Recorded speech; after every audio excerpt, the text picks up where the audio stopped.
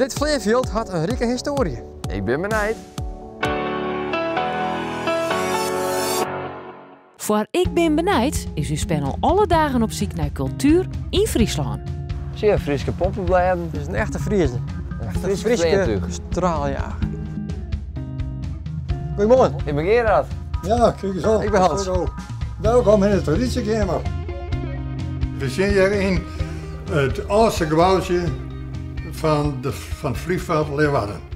In 1928 gebouwd ten behoeve van de KLM. Juist. De KLM die vloog hier toen op Amsterdam en op Eelde.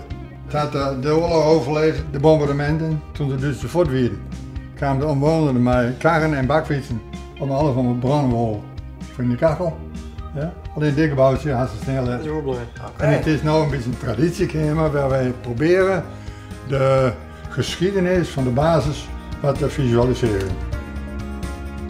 Dat is de kanon van de F-section en van de Starfighter. 6000 schoten per minuut en die had er maar 400 bij. Het is Leukje. zo.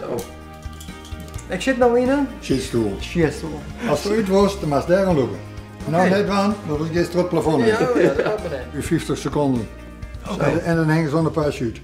Maar hier zorgen, dat is een broek die we het opblazen om te voorkomen dat het bloed net al je naar beneden stroomt. En dit vak, uw militairen is maar nooit in de reken om Ja, in het Midden-Oosten en zo. ik ja. Oké.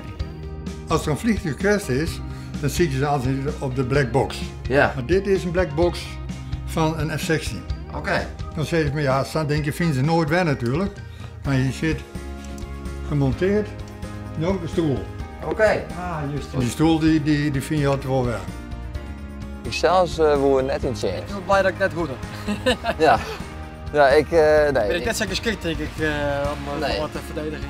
Ik denk net dat ik levend waarom kom. Want ik wat voor kracht dat er vrijkomen Ja. in de Nissan vlingertuig. Ja, het is wel super leuk om hier even te zien.